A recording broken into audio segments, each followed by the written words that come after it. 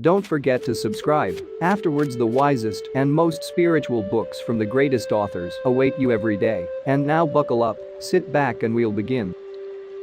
Friends, this is actually probably the best book about Sufism. From it you will definitely learn everything about Sufism and even a little more. This is the real highest esoteric Sufism. So if you have ever been interested in Sufism, then we highly recommend you listen to this audiobook and it will change your outlook forever. The Way of Illumination. Inayat Hazrat Khan. Section 2. The Inner Life. Chapter 1. The Preparation for the Journey. The inner life is a journey, and before starting to take it there is a certain preparation necessary. If one is not prepared, there is always the risk of having to return before one has arrived at one's destination. When a person goes on a journey, and when he has to accomplish something, he must know what is necessary on the path and what he must take with him in order that his journey may become easy and that he may accomplish what he has started to accomplish. The journey one takes in the inner life is as long as the distance between the beginning of life and death, it being the longest journey one ever takes throughout life, and one must have everything prepared so that after reaching a certain distance one may not have to turn back. The first thing that is necessary is to see that there is no debt to be paid. Every soul has a certain debt to pay in life. It may be to his mother or father, his brother or sister, to his husband or wife or friend, or to his children, his race or to humanity. And if he has not paid what is due, then there are cords with which he is inwardly tied, and they pull him back. Life in the world is fair trade. If one could only understand it, if one knew how many souls there are in this world with whom one is connected or related in some way, or whom we meet freshly every day. To everyone there is something due, and if one has not paid one's obligations, the result is that afterwards one has to pay with interest. There is the inner justice which is working beyond the worldly justice, and when man does not observe that inner law of justice, it is because at that time he is intoxicated, his eyes are closed, and he does not really know the law of life. But that intoxication will not last. There will come the day when the eyes of every soul will be opened, and it is a pity if the eyes open when it is too late. It is better that the eyes are open when the purse is full, for it will be very difficult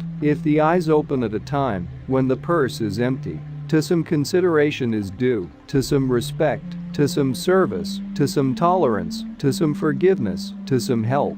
In some way or another, in every relationship, in every connection, there is something to pay, and one must know that before starting the journey, that one has paid it, and be sure that one has paid it in full, so that there is nothing more to be paid. Besides this, it is necessary that man, before starting his journey, realizes that he has fulfilled his duties, his duty to those around him, and his duty to God. But one who considers his duty to those around him sacredly does his duty to God. Man must also consider, before starting on his journey, whether he has learned all he has desired to learn from this world. If there is anything he has not learned, he must finish it before starting the journey. For if he thinks, I will start the journey, although I had the desire to learn something before starting, in that case he will not be able to reach his goal. That desire to learn something will draw him back.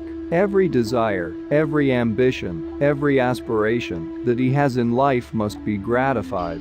Not only this, man must have no remorse of any kind when starting on his journey, and no repentance afterwards. If there is any repentance or remorse, it must be finished before starting. There must be no grudge against anybody, and no complaining of anyone having done him harm, for all these things which belong to this world, if man took them along, would become a burden on the spiritual path. The journey is difficult enough, and it becomes more difficult if there is a burden to be carried. If a person is lifting a burden of displeasure, dissatisfaction, discomfort, it is difficult to bear it on the path. It is the path to freedom, and to start on this path of freedom, man must free himself. No attachment should pull him back, no pleasure should lure him back. Besides this preparation, one needs a vehicle in which one journeys. That vehicle has two wheels, and they are balanced in all things. A man who is one-sided, however great his power of clairvoyance or clairaudience, whatever be his knowledge, yet is limited, he cannot go very far, for it requires two wheels for the vehicle to run. There must be a balance, the balance of the head and the heart, the balance of power and wisdom, the balance of activity and repose. It is the balance which enables man to stand the strain of his journey and permits him to go forward, making his path easy.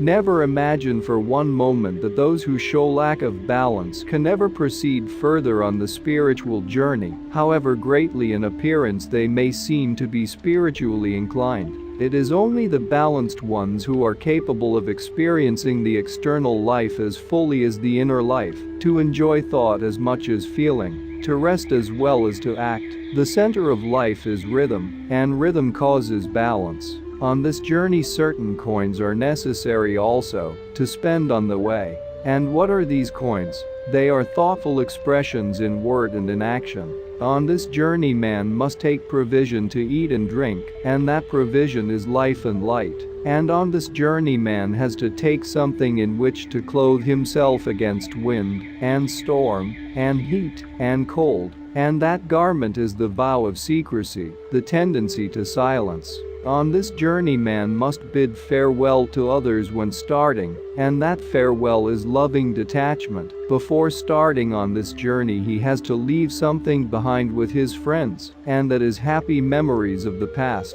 We are all on the journey. Life itself is a journey. No one is settled here. We are all passing onward, and therefore it is not true to say that if we are taking a spiritual journey we have to break our settled life. There is no one living a settled life here. All are unsettled, all are on their way. Only, by taking a spiritual journey you are taking another way, one which is easier, better and more pleasant. Those who do not take this way will also come in the end. The difference is in the way. One way is easier, smoother, better. The other way is full of difficulties, and as life has no end of difficulties from the time one has opened one's eyes on this earth, so one may just as well choose the smoother way to arrive at the destination at which all souls will sometime arrive. By inner life is meant a life directed towards perfection, which may be called the perfection of love, harmony and beauty, in the words of the Orthodox, towards God. The inner life is not necessarily in an opposite direction to the worldly life, but the inner life is a fuller life. The worldly life means the limitation of life, the inner life means a complete life. The ascetics who have taken a direction quite opposite to the worldly life have done so in order to have the facility to search into the depths of life, but going in one direction alone does not make a complete life. Therefore the inner life means the fullness of life. In brief, one may say that the inner life consists of two things: action with knowledge, and repose with passivity of mind. By accomplishing these two contrary motions, and by keeping balanced in these two directions, one comes to the fullness of life.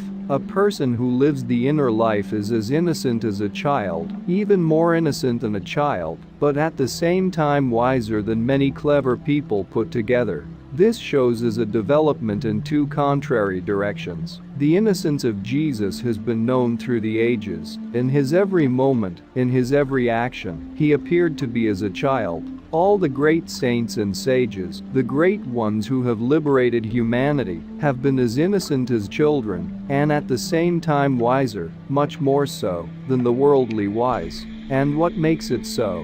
What gives them this balance? It is repose with passiveness. When they stand before God, they stand with their heart as an empty cup. When they stand before God to learn, they unlearn all things that the world has taught them. When they stand before God, their ego, their self, their life, is no more before them. They do not think of themselves in that moment with any desire to be fulfilled, with any motive to be accomplished, with any expression of their own, but as empty cups, that God may fill their being, that they may lose the false self. Therefore the same thing helps them in their everyday life, to show a glimpse of the quiet moment of repose they had with God. They show in their everyday life innocence and yet not ignorance. They know things and they do not know. They know if somebody is telling a lie, but do they accuse that person? Do they say, "You are telling a lie"? They are above it. They know all the plays of the world, and they look at them all passively.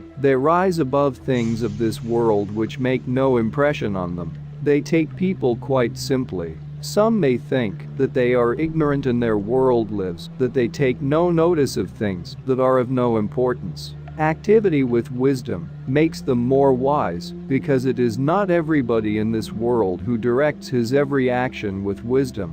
There are many who never consult wisdom in their action. There are others who seek refuge under wisdom after their action, and very often it is then too late. But the ones who live the inner life all direct their activity with wisdom. Every moment, every action, every thought, every word is first thought out, is first weighed and measured and analyzed before it is expressed. Therefore in the world everything they do is with wisdom, but before God they stand with innocence. There they do not take worldly wisdom.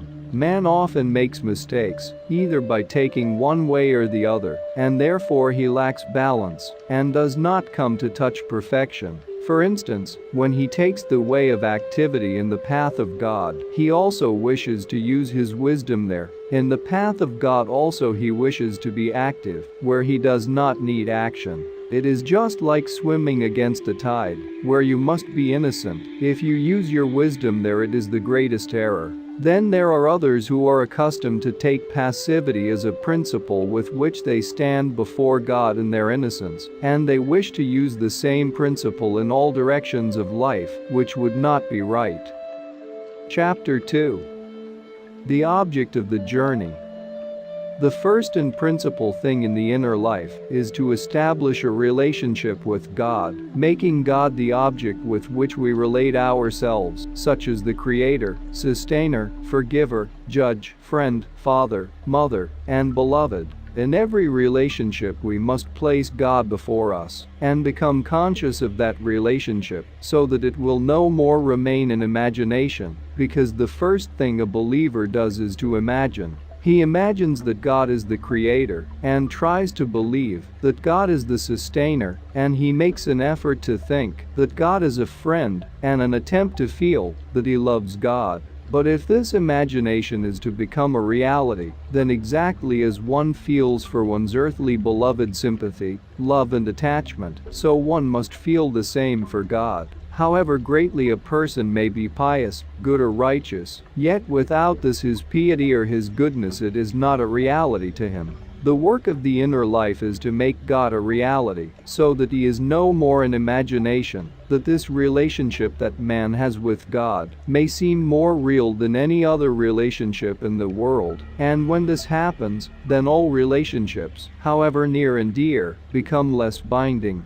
But at the same time, a person does not thus become cold, he becomes more loving. It is the godless man who is cold, impressed by the selfishness and lovelessness of the world, because he partakes of those conditions in which he lives. But the one who is in love with God, the one who has established his relationship with God, his love becomes living. He is no more cold, he fulfills his duties to those related to him in this world much more than does the godless man. Now, as to the way a man establishes this relationship, which is the most desirable to establish with God, what should he imagine? God as Father, as Creator, as Judge, as Forgiver, as Friend, or as Beloved? The answer is that in every capacity of life we must give God the place that is demanded by the moment. When, crushed by the injustice, the coldness of the world, man looks at God, the perfection of justice, he is no more agitated, his heart is no more disturbed, he consoles himself with the justice of God.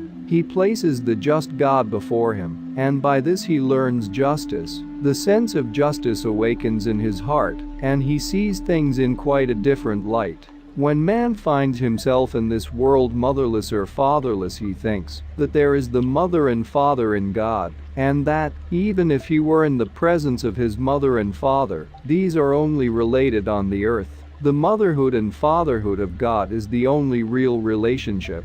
The mother and father of the earth only reflect a spark of that motherly and fatherly love which God has in fullness and perfection. Then man finds that God can forgive, as the parents can forgive the child if he was in error. Then man feels the goodness, kindness, protection, support, sympathy coming from every side. He learns to feel that it comes from God, the Father-Mother through all. When man pictures God as the forgiver, he finds that there is not only in this world a strict justice, but there is love developed also, there is mercy and compassion, there is that sense of forgiveness, that God is not the servant of law, as is the judge in this world. He is the master of law. He judges when he judges, when he forgives he forgives. He has both powers. He has the power to judge, and he has the power to forgive. He is judge because he does not close his eyes to anything that man does. He knows, he weighs, and measures, and he returns what is due to man.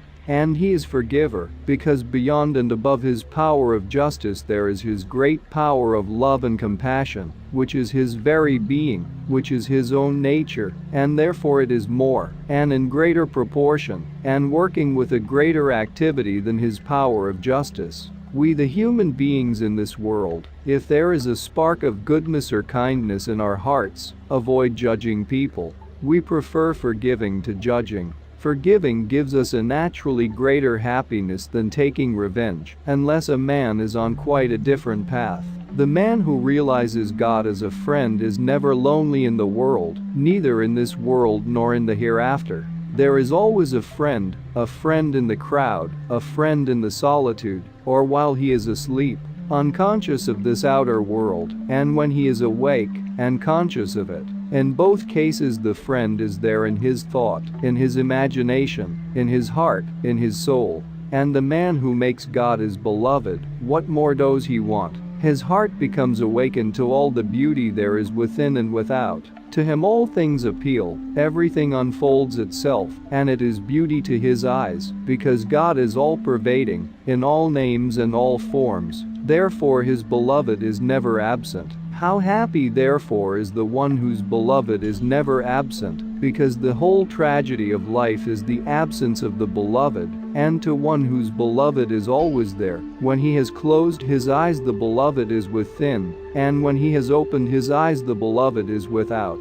His every sense perceives the beloved. His eyes see him, his ears hear his voice. When a person arrives at this realization he, so to speak, lives in the presence of God, then to him the different forms and beliefs, faiths, and communities do not count. To him God is all in all, to him God is everywhere. If he goes to the Christian church, or to the synagogue, to the Buddhist temple, to the Hindu shrine, or to the mosque of the Muslim, there is God. In the wilderness, in the forest, in the crowd, everywhere he sees God. This shows that the inner life does not consist in closing the eyes and looking inward. The inner life is to look outwardly and inwardly, and to find one's beloved everywhere. But God cannot be made a beloved unless the love element is awakened sufficiently. The one who hates his enemy and loves his friend cannot call God his beloved, for he does not know God. When love comes to its fullness, then one looks at the friend with affection, on the enemy with forgiveness, on the stranger with sympathy. There is love in all its aspects expressed when love rises to its fullness, and it is the fullness of love which is worth offering to God. It is then that man recognizes in God his beloved, his ideal, and by that, although he rises above the narrow affection of this world, he is the one who really knows how to love even his friend. It is the lover of God who knows love when he rises to that stage of the fullness of love. The whole imagery of the Sufi literature in the Persian language, written by great poets such as Rumi, Hafiz, and Jami, is the relationship between man as the lover and God as the beloved. And when one reads understanding that and develops in that affection, then one sees what pictures the mystics have made and to what note their heart has been tuned. It is not easy to develop in the heart the love of God, because when one does not see or realize the object of love one cannot love. God must become tangible in order that one may love him, but once a person has attained to that love, he has really entered the journey of the spiritual path. Chapter 3. Fulfillment of the obligations of human life. The position of the person living the inner life becomes like that of a grown-up living among many children.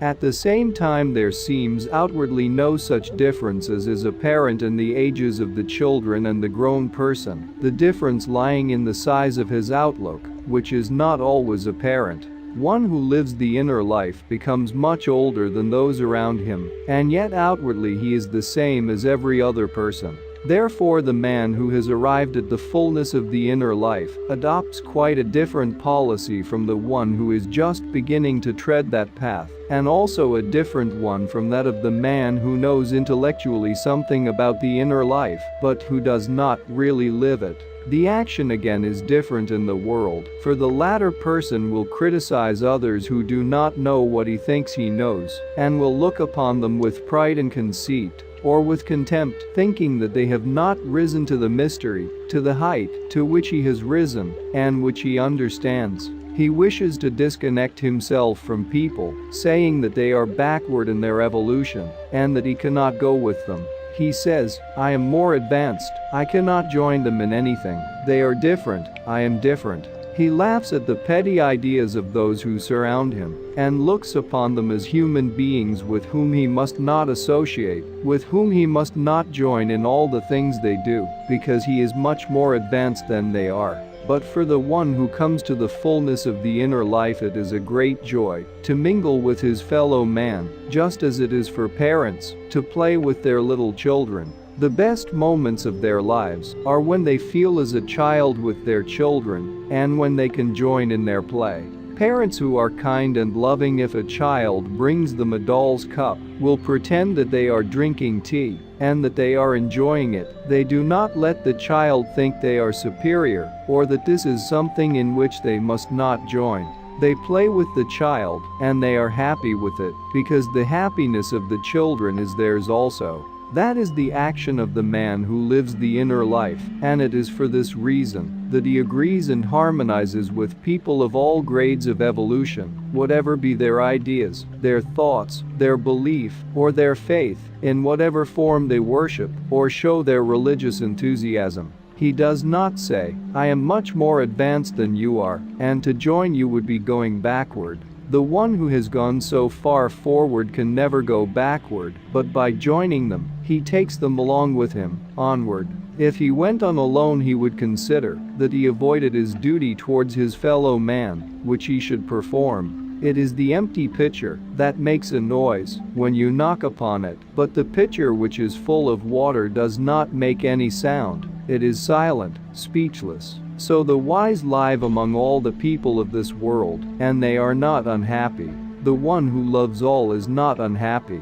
Unhappy is he who looks with contempt at the world, who hates human beings, and thinks he is superior to them. The one who loves them thinks only that they are going through the same process that he has gone through. It is from the darkness that he has to come into the light. It is just a difference of moments, and he, with great patience, passes those moments, while his fellow men are still in darkness, not making them know that they are in darkness, not letting them feel hurt about it, not looking upon them with contempt, only thinking that for every soul there is childhood, there is youth and maturity. So it is natural for every human being to go through this process. I have seen with my own eyes souls who have attained saintliness and who have reached to great perfection, and yet such a soul will stand before an idol of stone with another, with a fellow man, and worship, not letting him know that he is in any way more advanced than other men, keeping himself in a humble guise, not making any pretense that he has gone further in his spiritual evolution.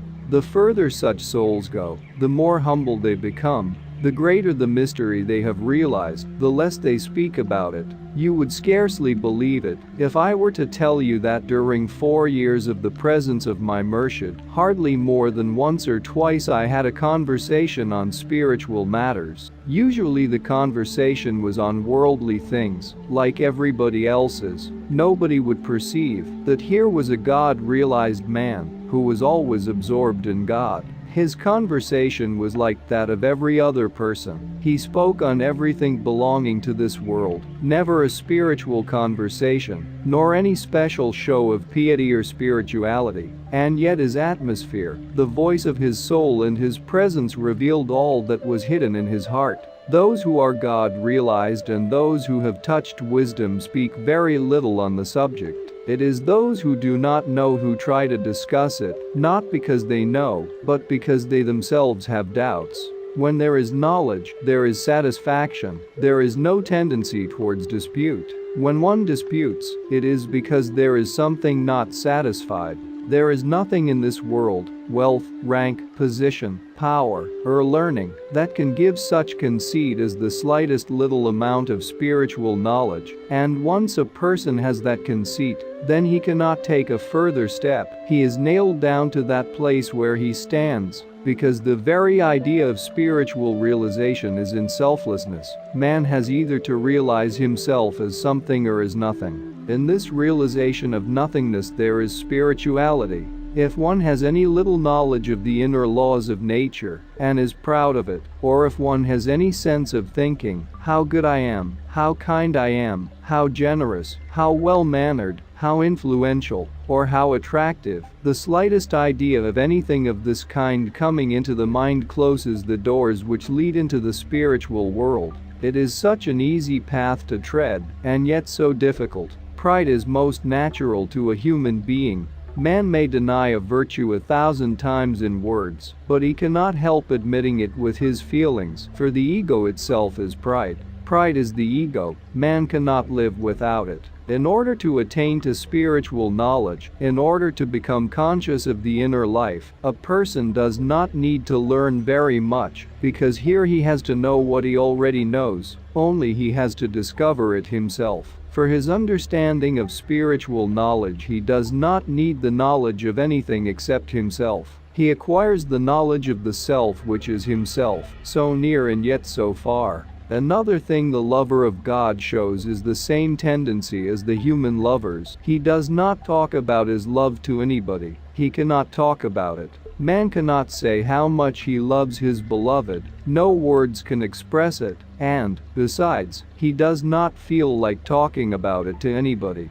Even if he could, in the presence of his beloved he would close his lips. How then could the lover of God make a profession, I love God? The true lover of God keeps his love silently hidden in his heart, like a seed sown in the ground, and if the seedling grows, it grows in his actions towards his fellow man. He cannot act except with kindness. He cannot feel anything but forgiveness. Every movement he makes, everything he does, speaks of his love, but not his lips. This shows that in the inner life the greatest principle that one should observe is to be unassuming and quiet, without any show of wisdom, without any manifestation of learning, without any desire to let anyone know how far one has advanced, not even letting oneself know how far one has gone. The task to be accomplished is the entire forgetting of oneself and harmonizing with one's fellow man. Acting in agreement with all,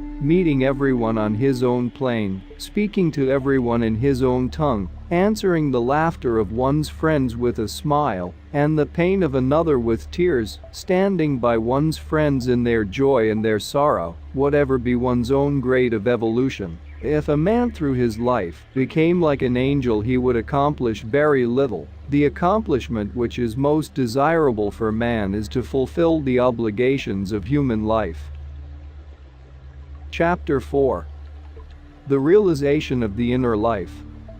The principle of the one who experiences the inner life is to become all things to all men throughout his life. In every situation, in every capacity, he answers the demand of the moment. Often people think that the spiritual person must be a man with sad looks, with a long face, with a serious expression, and with a melancholy atmosphere. Really speaking, that picture is the exact contrary of the real spiritual person. In all capacities, the one who lives the inner life has to act outwardly as he ought. In order to fit the occasion, he must act according to the circumstances, and he must speak to everyone in his own language, standing upon the same level, and yet realizing the inner life. For the knower of truth, the one who has attained spiritual knowledge and who lives the inner life, there is no occupation in life which is too difficult. As a businessman, a professional man, a king, as a ruler, a poor man, a worldly man, as a priest or a monk, in all aspects he is different from what people know and see of him.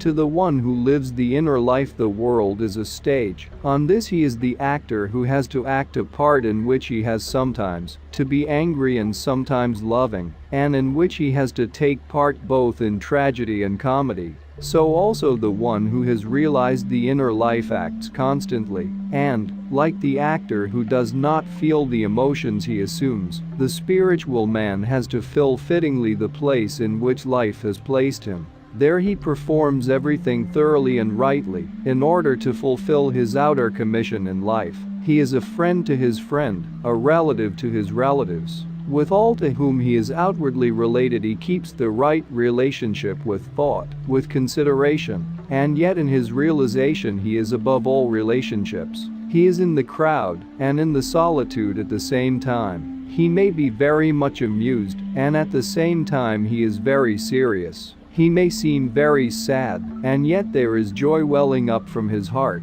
Therefore the one who has realized the inner life is a mystery to everyone. No one can fathom the depth of that person, except that he promises sincerity, he emits love, he commands trust, he spreads goodness, and he gives an impression of God and the truth. For the man who has realized the inner life, every act is his meditation. If he is walking in the street, it is his meditation. If he is working as a carpenter, as a goldsmith, or in any other trade or business, that is his meditation. It does not matter if he is looking at heaven or at the earth, he is looking at the object that he worships. East or west or north or south, upon all sides is his God. In form, in principle, nothing restricts him. He may know things, and yet may not speak, for if a man who lives the inner life were to speak of his experiences, it would confuse many minds. There are individuals in the world who from morning until evening have their eyes and their ears focused on every dark corner, wanting to listen or to see what they can find out, and they find out nothing.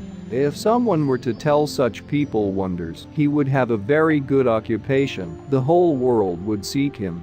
But such is not the work of the self-realized man. He sees, and yet does not look. If he were to look, how much would he see? There is so much to be seen by one whose every glance, wherever it is cast, breaks through every object and discovers its depth and its secret. And if he were to look at things and find out their secrets and depths, where would it end, and of what interest is it to him? The inner life therefore is seeing all things, and yet not seeing them, feeling all things, and not expressing them, for they cannot be fully expressed, understanding all things and not explaining. How far can such a man explain, and how much can another understand? Each according to the capacity he has, no more. The inner life is not lived by closing the eyes. One need not close one's eyes from this world. In order to live in it, one can just as well open them. The exact meaning of the inner life is not only to live in the body, but also to live in the heart, to live in the soul. Why then does not the average man live an inner life when he too has a heart and a soul? It is because he has a heart and yet is not conscious of it. He has a soul and knows not what it is. When he lives in the captivity of the body, limited by that body, he can only feel a thing by touching it. He sees only by looking through his eyes. He hears only by hearing with his ears. How much can the ears hear and the eyes see? All this experience obtained by the outer senses is limited. When man lives in this limitation, he does not know that another part of his being exists, which is much higher, more wonderful, more living, and more exalted. Once he begins to know this, then the body becomes his tool, for he lives in his heart, and then later he passes on and lives in his soul. He experiences life independently of his body, and that is called the inner life.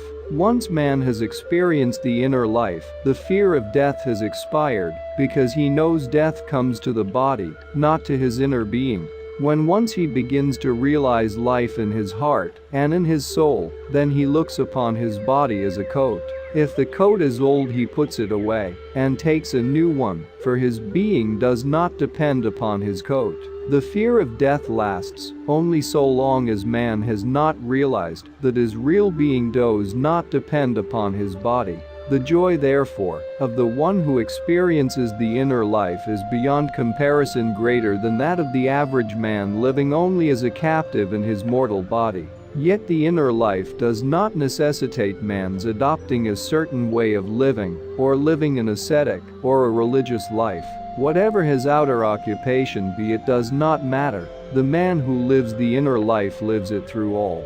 Man always looks for a spiritual person in a religious person, or perhaps in what he calls a good person, or in someone with a philosophical mind, but that is not necessarily the case. A person may be religious, even philosophical, he may be religious or good, and yet he may not live the inner life. There is no distinct outward appearance which can prove a person to be living the inner life, except one thing. When a child grows towards youth, you can see in the expression of that child a light beaming out, a certain new consciousness arising, and new knowledge coming which the child has not known before. That is the sign of youth, yet the child does not say so. He cannot say it, even if he wanted to, he cannot explain it, and yet you can see it from every movement that the child makes, from his every expression. You can find that he is realizing life now. And so it is with the soul. When the soul begins to realize the life above and beyond this life, it begins to show. And although the man who realizes this may refrain from purposely showing it, yet from his expression, his movement, his glance, his voice, from every action, and from every attitude, the wise can grasp, and the others can feel, that he is conscious of some mystery. The inner life is a birth of the soul, as Christ said, that unless the soul is born again it cannot enter the kingdom of heaven. Therefore the realization of the inner life is entering the kingdom of heaven, and this consciousness when it comes to the human being shows itself as a new birth, and with this new birth there comes the assurance of everlasting life. Chapter 5. Freedom of Action. As man grows through the inner life, so he feels a freedom of thought, speech, and action which comes as a natural course through his spiritual journey. And the reason why this freedom comes, and whence it comes, can be explained by the fact that there is a spirit of freedom hidden within man, covered by outward conventionalities. When man grows out of the outward conventionalities, then the spirit of freedom, which was closed in so far, becomes manifest. The laws given to humanity are given by those far from such laws, the elder ones. As for children, certain laws, certain rules are necessary, so those who have not yet evolved to look at life from the higher point of view are fixed under certain laws which are taught to them as religion. And these are as necessary for mankind as the rules given to the children in the home. If there were no rules given, the children would become unruly. But when the children become grown up, then they begin to see for themselves the reason why rules were given to them, and the benefit that these rules were to them. Then they can make such rules for themselves as suit them best. The inner life helps a soul to grow up. When the soul evolves from subjection to mastery, then it makes rules for itself. In the East, therefore, no one tries to criticize a spiritual person. No one stands up to judge his action, or to accuse him of something which he himself calls wrong. For this reason Jesus Christ has said, "Judge not." But this teaching has been given to point out that judge not applies to your equal, For the one who is still more advanced no one can judge. When man has the tendency to judge one more advanced than himself, the consequence is that spiritual advancement deteriorates, because however advanced he may be, those who have not yet advanced pull him down. Therefore humanity, instead of going forward, goes backward. What happened in the case of Jesus Christ? He was judged. The liberated soul, the soul that was made free by divine nature, was judged at the court of man.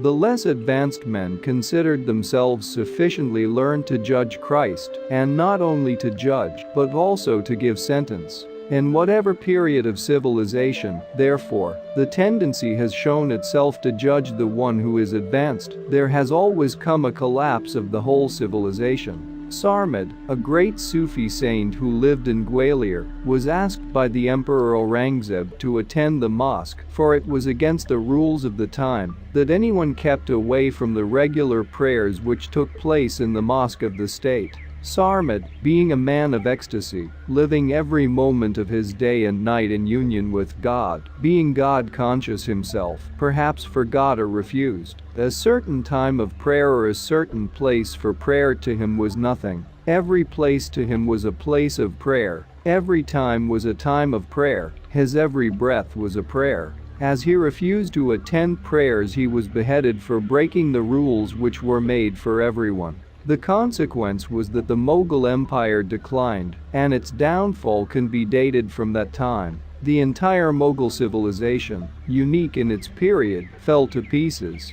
The Hindus have always known this philosophy, for the reason that they had a perfect religion, a religion in which one aspect of God was characterized as human, and their various devas are nothing but various characteristics of human nature, each of them adored and worshipped. In this way not only God, but the whole human nature in all its aspects was adored and worshipped. It is that which makes the Hindu religion perfect. When people say, this place is sacred, and that other place is not sacred, that particular thing is holy, and all other things not holy, in this way they divide life into many pieces, the life which is one, the life which cannot be divided.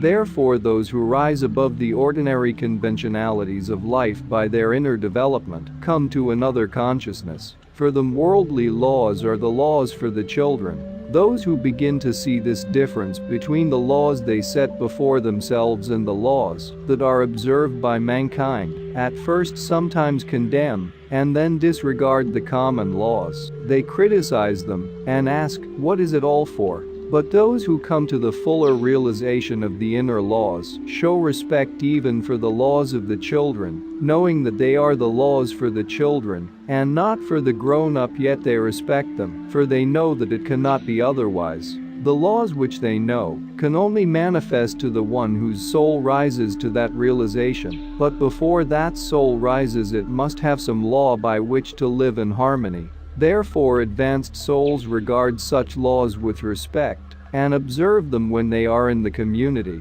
They do not condemn them. They will not criticize them. They realize that harmony is the principal thing in life and that we cannot be happy through life if we cannot harmonize with all those around us. Whatever be our grade of evolution, whatever be our outlook on life, and whatever be our freedom, we must have regard for the laws of the majority. Now the question is, do those who are spiritually advanced have any special conception of morals? Indeed they have, and their morals are great morals, much greater than the average human being can conceive. It is not that, by becoming free spiritually from the laws of the generality, they become free from their own laws. They have their own laws to bind them, and these are much higher and much greater laws. No doubt their way of looking at things may be criticized and may not be generally understood. Yet their law is more akin to nature. Their laws are in harmony with the spirit. Their laws have their effect as phenomena. And by regarding two morals which are contrary to each other, the morals of the generality and their own morals, they arrive at a plane and a condition where their hands and feet are nailed. That is the symbolical meaning of the nailing of Christ to the cross. Chapter 6. The Law of the Inner Life. Those who live the inner life begin to see a law which is hidden from the average man. There is the law of nature which is known as science, and that of life which is called moral law, but beyond science and morals there is another law. It may be called occult law, or in other words inner law, a law which can be understood by an open heart and an awakened soul. This law manifests to the view of the seer in many and varied forms. Sometimes it appears in a quite contrary form to the effect that it has later on in its manifestation. The eye of the seer becomes a sword which cuts open, so to speak, all things, including the hearts of men, and sees clearly through all they contain, but it is cutting open which is at the same time healing. In the Quran it is said, "He who taught with the pen taught man that which he knew not." And what does that mean? It means that to the man who lives the inner life, everything that he sees becomes a written character, and this whole visible world a book. He reads it as plainly as a letter written by his friend. And besides this, he hears a voice within which becomes to him a language. It is an inner language. Its words are not the same as the words of the external language. It is a divine language. It is a language without words which can only be called a voice, and yet it serves as a language. It is like music which is as clear as a language to the musician. Another person enjoys music, but only the musician knows exactly what it says, what every note is, how it is expressed, and what it reveals. Every phrase of music to him has a meaning, every piece of music is a picture to him. But this is only with a real musician. Some people profess to have clairvoyance and clairaudience, and very often delude others by giving false prophecies. But the one who lives the inner life does not need to prophesy. He does not need to tell others what he sees and what he hears. It is not only that he is not inclined to do so, but also he sees no necessity for it. Besides, he cannot fully express himself. How difficult it is to translate fully the poetry of one language into the poetry of another. Yet it is only interpreting the ideas of one part of the earth to the people of another part of the same earth. How much more difficult, then, it must be to translate or to interpret the ideas of the divine world to the human world. In what words can they be given? What phrases can be used for them? And after being given even in words and phrases, who would understand them? It is the language of a different world. Therefore, when the prophets and seers of all ages have given to humanity a certain message and law, it was only the giving of a drop from the ocean, which they received into their hearts. And this also is a great difficulty, for even this drop is not intelligible. Does every Christian understand the Bible? Does every Muslim know the Quran, or every Hindu the Vedanta? No, they may know the words of the verses, but not always the real meaning. Among the Muslims there are some who know the whole Quran by heart, but that does not fulfill the purpose. The whole of nature is a secret book, yet it is an open book to the seer. How can man translate it? How can man interpret it? It is like trying to bring the sea onto the land. One can bring it, but how much? The understanding of this law gives quite a different outlook on life to the seer. It makes him more inclined to appreciate all that is good and beautiful, to admire all that is worth admiring, to enjoy all that is worth enjoying, to experience all that is worth experiencing. It awakens the sympathy of the seer to love, to tolerate, to forgive, to endure and to sympathize. It gives the inclination to support, to protect, and to serve those in need.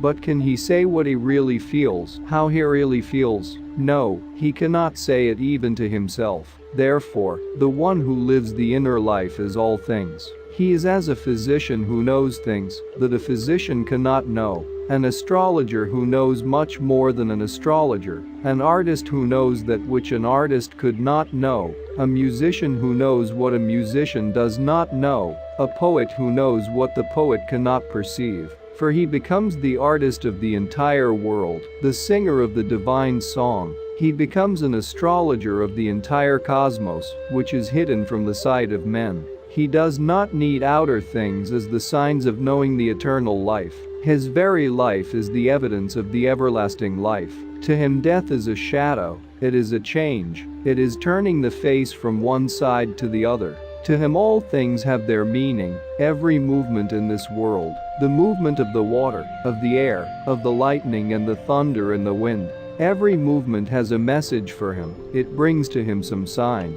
To another person it is only the thunder, it is only a storm, but to him every movement has its meaning. And when he rises in his development, not only has every movement its meaning, but in and above every movement there is his command. It is that part of his life which brings him mastery.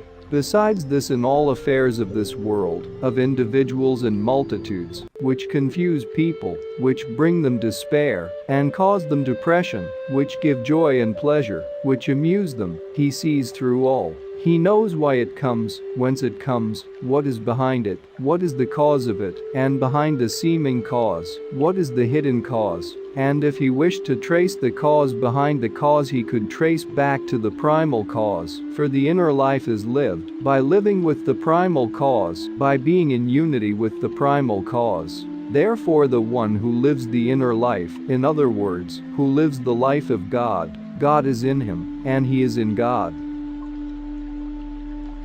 Chapter 7. The object of the inner life. Is it power which is the object of the spiritual person, or is it inspiration, after which he seeks? It is in fact neither of these things which he pursues, but all such things as power and inspiration follow him as he proceeds on his path towards the spiritual goal. The goal of the spiritual person is self-realization, and his journey is towards the depth of his own being, his God, his ideal.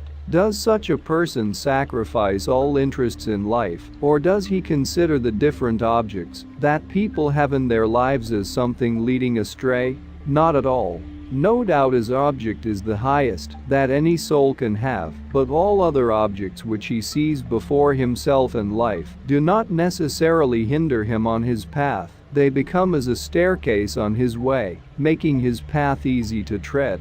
Therefore, the person living the inner life never condemns and does not criticize the objects of another, however small or ridiculous they may appear, for he knows that every object in the life of a person is but a stepping stone which leads him forward, if he only wishes to go forward. There is a time in the life of a soul when it has the desire to play with dolls. There is a seeking after toys. From the spiritual point of view, there is no harm in that, and man sees in time the way that leads to the goal. These are only passing interests leading to others, and in this way man goes forward. Therefore, according to the view of the seer, man places before him at different times such objects as riches, pleasure, or material heaven. The spiritual person starts his journey from the point where these end. The process of evolution is not a straight way, it is more like a wheel that is ever turning. So the experience of a person who treads the spiritual path begins to show a downward tendency, and from that again upwards. For instance, in the spiritual path a person goes backwards, he experiences youth again, for spirituality gives health to the mind and the body, it being the real life. He experiences vigor, strength, aspiration, enthusiasm, energy, and a living spirit that makes him feel youthful, whatever be his age. Then, he becomes as a little child, eager to play, ready to laugh, and happy among children. He shows in his personality childlike traits, especially that look that one sees in children, where there is no worry, anxiety, or bitter feeling against anyone, where there is a desire to be friendly with all, where there is no pride or conceit, but readiness to associate with anybody, whatever be his class or caste, nation or race. So the spiritual person becomes like a child. The tendency to tears, the readiness for laughter, all these are found in the spiritual person. As the spiritual person goes further, he shows in his nature infancy. This can be perceived in his innocence. His heart may be lighted with wisdom, yet he is innocent. He is easily deceived, even knowingly, besides being happy under all conditions, like an infant. As the infant has no regard for honor or for insult, neither has the spiritual person. When he arrives at this state, he answers insult with a smile. Honors given to him are like honors given to a little baby who does not know to whom they are offered. Only the person who has given the honors knows that they have been given to somebody. The spiritual one is not conscious of it, nor happy in it, nor proud of it. It is nothing to him. The one who has honored him has honored himself, since to the baby it is nothing. If somebody should speak in favor of him or against him, the baby does not mind. He is ready to smile at both. So is the spiritual soul. As the spiritual soul proceeds further, he begins to show the real traits of humanity, for here real humanity begins. One can see in such a soul the signs which are the pure characteristics of the human being, devoid of the animal traits. For instance, there is a tendency in him to appreciate every little good deed done by anyone, to admire good wherever he sees it in any person, a tendency to sympathize, whatever be the condition of a person, saint or sinner, a tendency to take interest in the affairs of his friends, when called upon to do so, a tendency to sacrifice, not considering what he sacrifices, as long as he is moved to do that action. Respect, gratitude, sincerity, faithfulness, patience, endurance, all these qualities begin to show in the character of that man. It is in this stage that truly he can judge, for at this stage the sense of justice awakens. But as he grows, he continues also to grow backward. He now shows the signs of the animal kingdom, for instance, such a quality as that of the elephant, which with all its strength and power of giant bulk, is ready to take the load put upon it, the horse which is ready to serve the rider, and the cow which lives in the world harmoniously, comes home without being driven, gives milk which is the right of her calf. These qualities come to the spiritual person. The same thing is taught by Christ. When he goes on further still, there develops in him the quality of the vegetable kingdom, of the plants that bring forth fruit and flowers, patiently waiting for the rain from above, never asking any return from those who come to gather flowers and fruit, giving and never expecting a return, desiring only to bring forth beauty according to the capability which is hidden in them, and letting it be taken by the worthy or unworthy, whoever it be, without any expectation of appreciation or thanks. And when the spiritual person advances still further, he arrives at the stage of the mineral kingdom. He becomes as a rock for others to lean on, to depend upon, a rock that stands unmoved amidst the constantly moving waves of the sea of life, a rock to endure all things of this world whose influence has a jarring effect upon sensitive human beings, a rock of constancy and friendship, of steadfastness and love, of loyalty to every ideal for which he has taken his stand. One can depend on him through life and death, here and hereafter. In this world where nothing is dependable, which is full of changes every moment, such a soul has arrived at the stage where he shows through all these changes that rock-like quality, proving thereby his advancement to the mineral kingdom. His further advancement is into the jinn quality, which represents the all-knowing, all-understanding. There is nothing he cannot understand, however difficult the situation, however subtle the problem, whatever be the condition of those around him, he understands it all. A person may come to him hardened with faults that he has committed all his life. Before this understanding he melts, for whether it be friend or an enemy, he understands both. Not only has he the knowledge of human nature, but of objects as well, of conditions of life in general in all its aspects. And when he advances still further, his nature develops into that of an angel. The nature of the angel is to be worshipful. He therefore worships God and all creatures. He does not feel to be any greater or better or any more spiritual himself than anybody else. In this realization he is the worshipper of all the names and forms there are, for he considers them all the names and forms of God. There is no one, however degenerate or looked down upon by the world, who is any less in his eyes. In his eyes there is no one but the divine being, and in this way every moment of his life is devoted to worship. For him it is no longer necessary that he must worship God at a certain time, or in a certain house, or in a certain manner. There is no one moment that he is not in worship. Every moment of his life he is in worship. He is before God, and being before God at every moment of his life he becomes so purified that his heart becomes a crystal where everything is clear. Everything is reflected there. No one can hide his thoughts from him. Nothing is hidden from him. All is known as clearly as it is known to the other person, and more so. For every person knows his own condition, and yet not the reason, but the spiritual being at this stage knows the condition of the person and the reason behind it. Therefore he knows more about every person than that person knows himself. It is in this stage that his progress culminates and comes to its fullness, and Christ has spoken concerning this in the words, "Be ye perfect, as your Father in heaven is perfect." When that stage arrives, it is beyond all expression. It is a sense, it is a realization, and it is a feeling which words can never explain. There is only one thing that can be said, that when a person has touched that stage which is called perfection, his thought, speech, action, his atmosphere, everything becomes productive of God. He spreads God everywhere. Even if he did not speak, still he would spread God. If he did not do anything, still he would bring God. And thus God realized ones bring to the world the living God. At present there exists in the world only a belief in God. God exists in imagination, in the ideal. It is such a soul which has touched divine perfection that brings to the earth a living God, who without him would remain only in the heavens. Chapter 8. The Attainment of the Inner Life.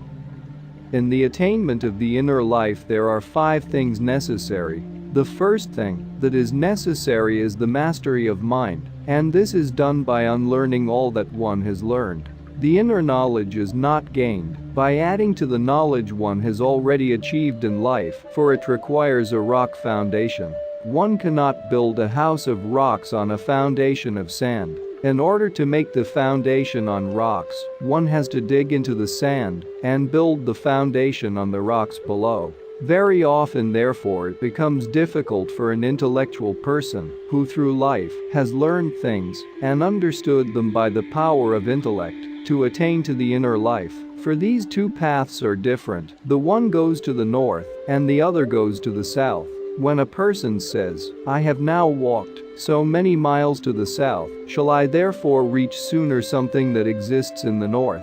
He must know that he will not reach it sooner, but later, because as many hours as he has walked to the south he must walk back in order to reach the north.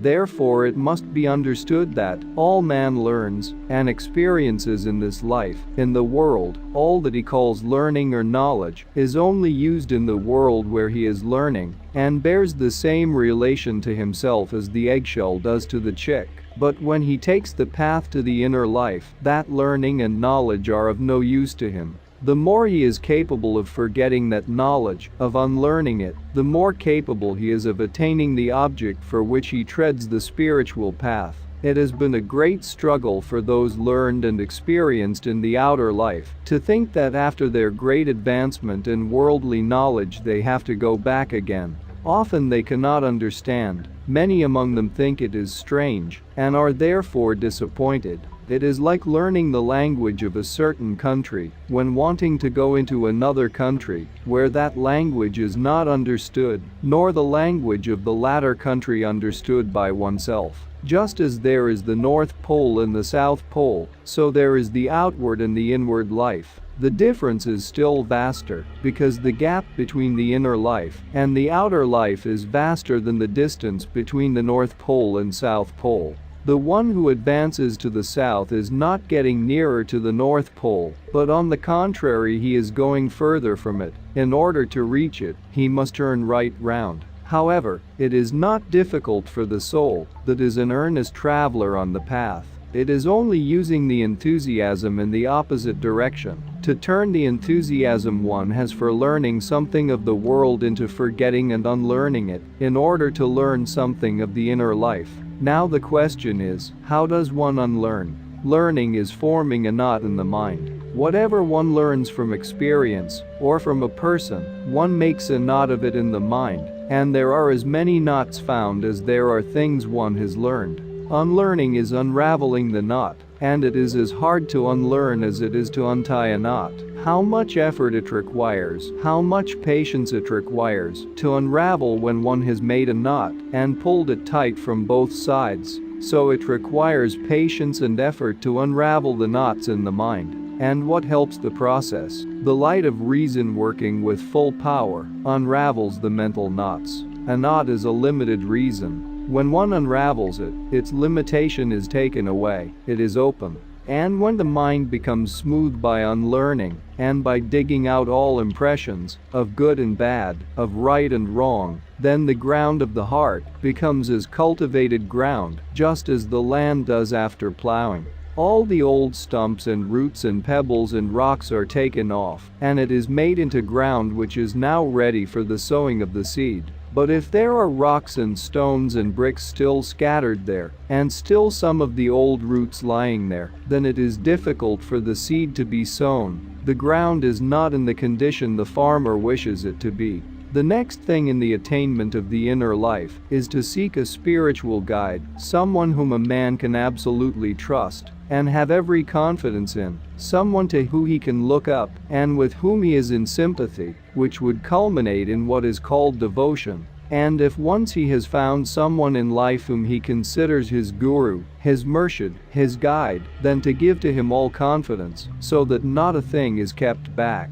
If there is something kept back, then what is given might just as well be taken away, because everything must be done fully. Either have confidence or not have confidence, either have trust or no trust. On this path of perfection all things must be done fully. Now there are the particular ways of the guide, which depend upon his temperament and upon his discrimination and finding for everyone who is being guided a special way. He may lead them to their destination by the royal road, or through the streets and lanes, down to the sea, or through the town, by land or by water, the way that to him seems the best under certain circumstances. The third thing necessary for spiritual attainment is the receiving of knowledge. This being the knowledge of the inner world, it cannot be compared with the knowledge one has learned before. That is why it is necessary to unlearn the former. Man cannot adjust what he receives in this path to the ideas which he has held before. The two things cannot go together.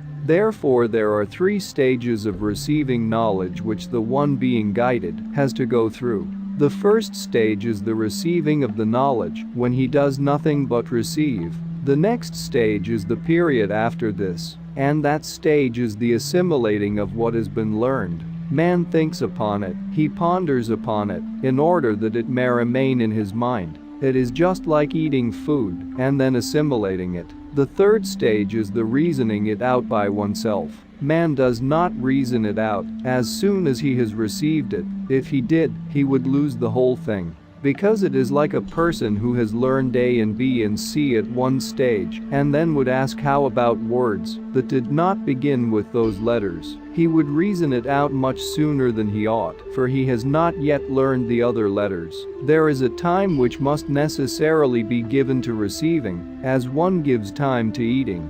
While one is eating, one does not run about in the street in order to assimilate the food. After a person has finished his dinner, then he does everything possible to help digest it. Assimilating is clearly understanding, feeling and memorizing knowledge within oneself. Not only that, but waiting until its benefit and its illumination come as a result of achievement. The third part, then, to the receiving of knowledge is reasoning, to reason it through. Why was it like that? What benefit has come to me from it? How can it be made practicable in life? How can it benefit myself and others? That is the third stage. If these stages are confused, then the whole process becomes confused, and one cannot get that benefit for which one treads the spiritual path.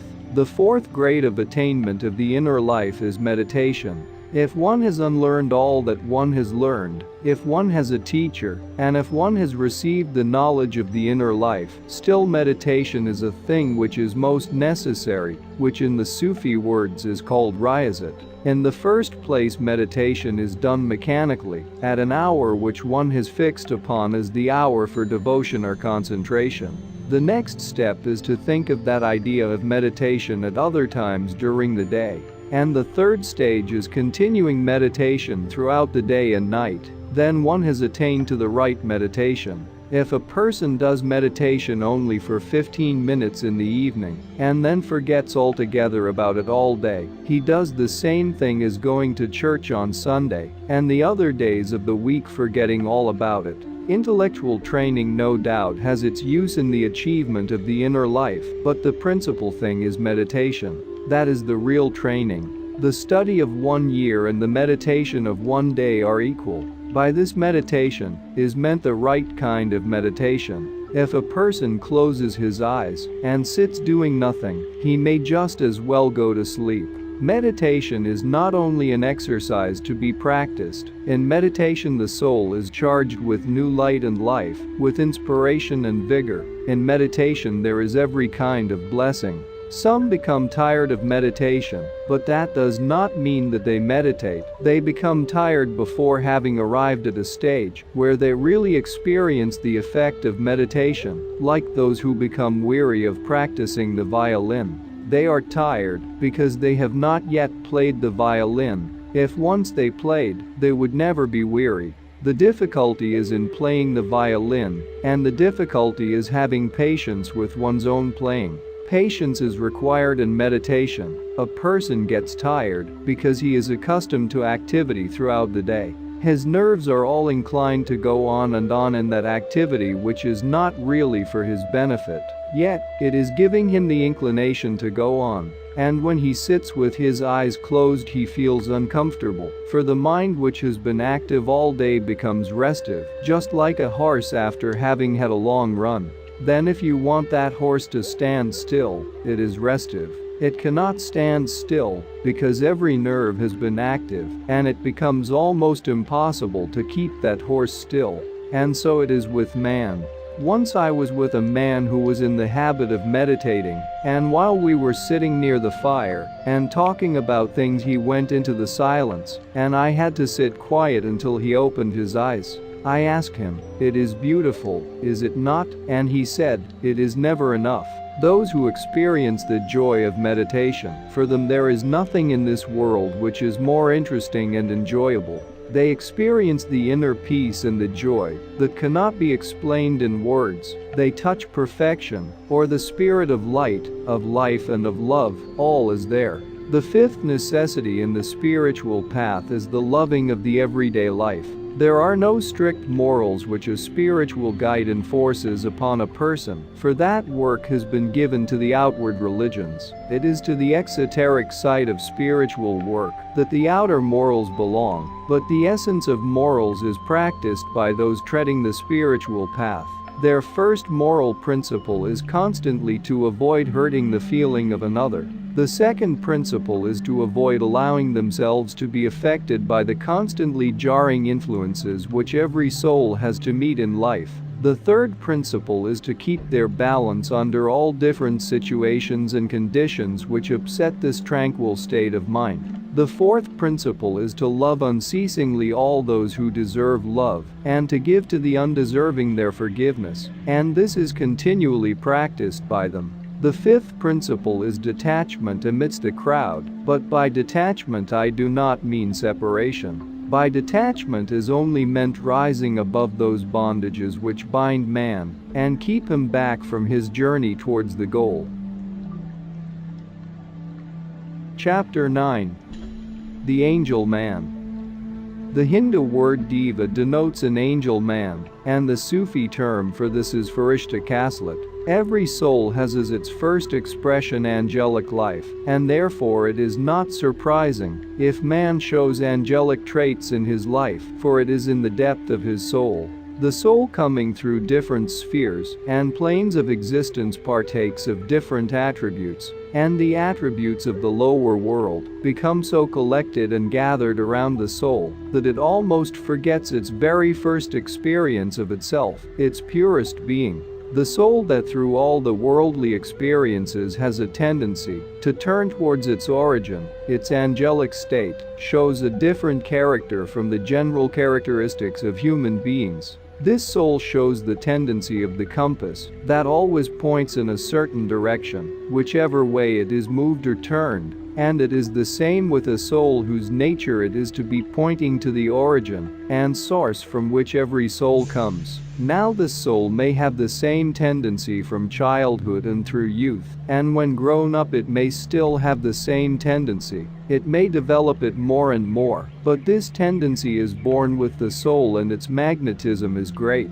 It attracts every other soul because it is in contact with its real self, and that real self is the real self of every soul which it contacts, and therefore it acts as a magnet towards these souls. Deva is the name of this pure kind of human soul. The next type of soul is the jinn. This is characteristic of a soul that keeps in contact with the inner region, which is reflected outwardly in all that is beautiful. While the soul of every person is looking for the beauty which is outward, the attention of the jinn soul is directed not so much to the beauty which is reflected outwardly as is to the source of that beauty which is within. It is among those who live the inner life that these two characteristic types of the deva and the jinn are mostly to be found, because they are less absorbed in the life of this world and thus more attracted to the inner life. It does not mean that they are not occupied with the worldly life. It does not mean that they take no interest in this world. In fact, it is the interest in the external life which brings the soul towards it.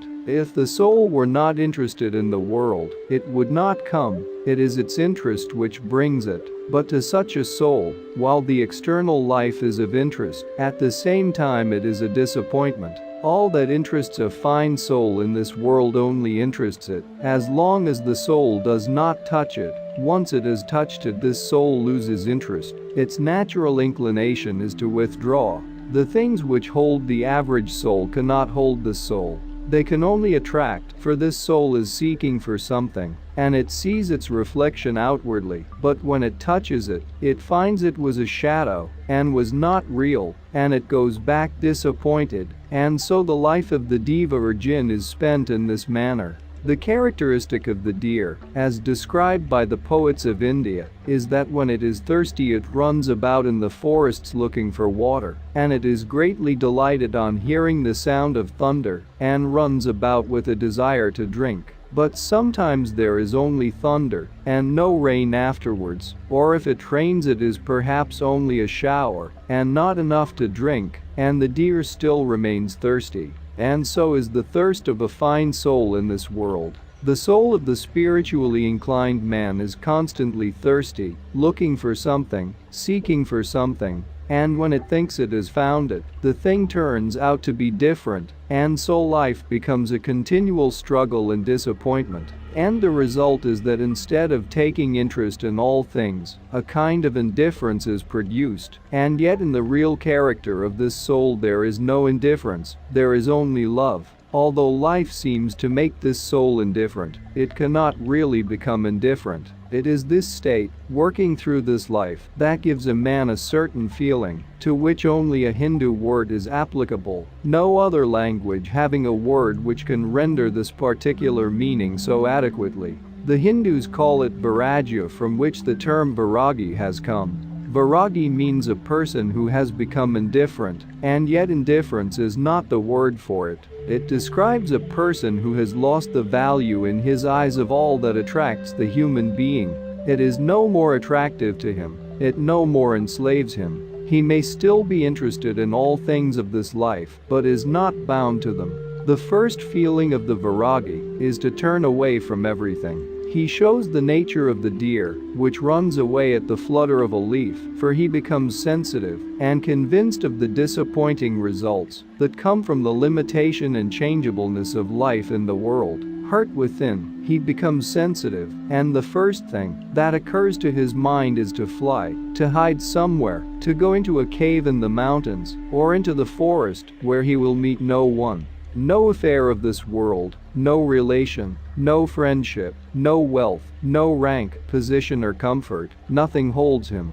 And yet that does not mean that he in any way lacks what is called love or kindness, for if ever he lives in this world it is only out of love. He is not interested in the world, and it is only love that keeps him here. The love which does not express itself any more in the way of attachment, but only in the way of kindness, forgiveness, generosity, service, consideration, sympathy, helpfulness, in any way that it can, never expecting a return from the world, but ever doing all that it can, pitying the conditions, knowing the limitations of life and its continual changeability. When this vairagi becomes more developed, then he becomes like a serpent, he becomes wise like a serpent, he seeks solitude as the serpent seeks solitude. The serpent is never interested in moving among the crowd, it always has its home where it hides itself. It only comes out when it is hungry or thirsty, and once it has taken its food it does not hunger or thirst after more as the dogs and cats do. You can give them food again and again, and they still want more. When the serpent is once fed it goes into its hole and stays there until it wants food again. It has lost all voraciousness. And so has the soul of the vairagi. He only wants to live in this world for the sake of others, not for himself. His connection with people in the world is to serve them, not asking for their service, to love them, not asking for love, to be friends with them, not asking for friendship. He never allows himself to be deceived a second time. Once disappointed is sufficient. Once the vairagi has come to realize the falsehood of ordinary life, he never allows himself to be deceived again. He sees the world with the eye of experience, and he says, I do not expect anything from you. If I come to you, it is to give to you, not to take from you. I do all things for you, but will not be bound to you. That is the watchword of the vairagi. When the vairagi is still more developed in this feeling of vairagya, then he becomes a lion. He is no more the serpent seeking solitude, although he loves it still. He is no more the deer running away from the crowd. He is the lion who stands and faces all difficulties, no longer sensitive, but with all strength and power, with all balance, with patience, he endures, and with a brave spirit he stands in the crowd in the world. For what? To bear all things that come to him, to endure all the jarring influences that the world offers to a sensitive person, to look into the eyes of all, being brave in spirit and strengthened in truth and clear of conscience. It is in this way that the lion-like soul of the Deva, the angel man, comes to the rescue of humanity. What is called the master or saint or prophet or sage is this developed vairagi. He is like the fruit that is ripened on the tree, helped by the sun. In this way, this soul that is ripened by experience in life and has not allowed itself to become decayed by that experience, but has upheld the truth with balance, with hope and patience, directed by love for humanity and desire to serve God, without any desire for appreciation or return from below or from above. It is this soul of the Deva that brings the divine message whenever the message comes to a community, a nation or to the world. Chapter 10. The 5 different kinds of spiritual souls.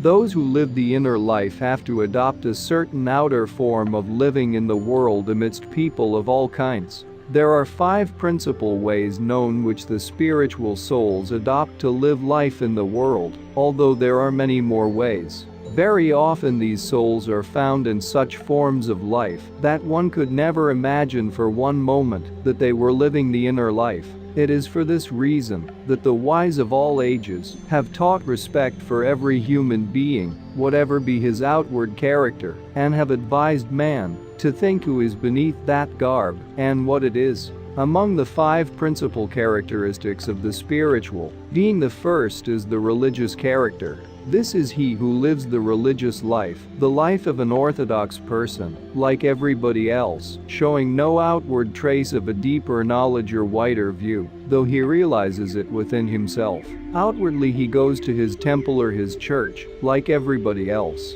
He offers his prayers to the deity in the same form as everybody, reads the scriptures in the same way that everybody else does, receives the sacraments, and asks for the benediction of the church in the same way that everybody does.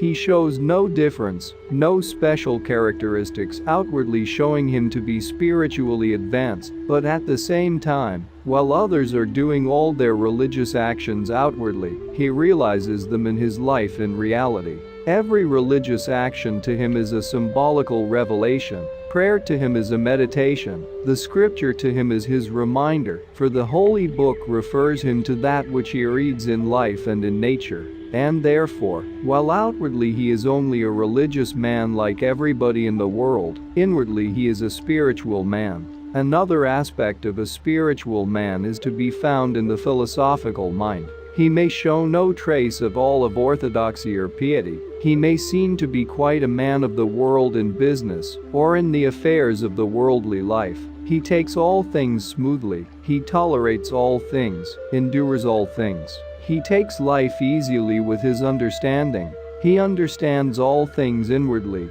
Outwardly he acts according to life's demand. No one may ever think that he is living the inner life. He may be settling a business affair, and yet he may have the realization of God and truth at the same time. He may not appear at all meditative or contemplative, and yet every moment of his life may be devoted to contemplation. He may take his occupation in everyday life as a means of spiritual realization. No one outwardly may consider for one moment that he is spiritually so highly evolved, except that those who come in contact with him may in time be convinced that he is an honest person, that he is fair and just in his principles and life, that he is sincere. That is all the religion he needs. In this way his outward life becomes his religion, and his inner realization his spirituality. The third form of a spiritual being is that of a server, one who does good to others. In this form there may be saints hidden. They never speak about spirituality, nor much about the philosophy of life. Their philosophy and religion are in their action. There is love gushing forth from their heart every moment of their life, and they are occupied in doing good to others. They consider everyone who comes near them as their brother or their sister, as their child. They take an interest in the joy and the sorrow of all people, and do all they can to guide them, to instruct them, to advise them through their lives. In this form the spiritual person may be a teacher, a preacher, or a philanthropist. But in whatever form he may appear, the chief thing in his life is the service of mankind, doing good to another, bringing happiness to someone in some form. The joy that rises from this is high spiritual ecstasy, for every act of goodness and kindness has a particular joy which brings the air of heaven. When a person is all the time occupied doing good to others, there is a constant joy arising, and that joy creates a heavenly atmosphere, creating within him that heaven which is his inner life. This world is so full of thorns, so full of troubles, pains and sorrows. In this same world he lives, but by the very fact of his trying to remove the thorns from the path of another, although they prick his own hands, he rises, and this gives him that inner joy which is his spiritual realization. There is the fourth form of a spiritual person, which is the mystic form, and that form is difficult to understand because the mystic is born. Mysticism is not a thing which is learned, it is a temperament. A mystic may have his face turned towards the north while he is looking towards the south. A mystic may have his head bent low, and yet he may be looking up. His eyes may be open outwardly, while he may be looking inwardly. His eyes may be closed, and yet he may be looking outwardly. The average man cannot understand the mystic, and therefore people are always at a loss when dealing with him. His yes is not the same yes that everybody says. His no has not the same meaning as that which everybody understands. In almost every phrase he says there is some symbolical meaning. His every outward action has an inner significance. A man who does not understand his symbolical meaning may be bewildered by hearing a phrase which is nothing but confusion to him. A mystic may take one step outwardly, inwardly he has taken 1,000. He may be in one city and may be working in another place at the same time. A mystic is a phenomenon in himself and a confusion to those around him. He himself cannot tell them what he is doing, nor will they understand the real secret of the mystic, for it is someone who is living the inner life and at the same time covering that inner life by outer action. His word or movement is nothing but the cover of some inner action. Therefore, those who understand the mystic never dispute with him. When he says go, they go. When he says come, they come. When he comes to them, they do not say, do not come. They understand that it is the time when he must come, and when he goes from them, they do not ask him to stay, for they know it is the time when he must go. Neither the laughter of a mystic nor his tears are to be taken as any outward expression which means something. His tears may perhaps be a cover for very great joy. His smile, his laughter may be a cover for a very deep sentiment. His open eyes, his closed eyes, the turning of his face, his glance, his silence, his conversation, none of these has the meaning one is accustomed to attribute to them. Yet it does not mean that the mystic does this purposely. He is made thus. No one could purposely do it even if he wished. No one has the power to do it. The truth is that the soul of the mystic is a dancing soul. It has realized that inner law.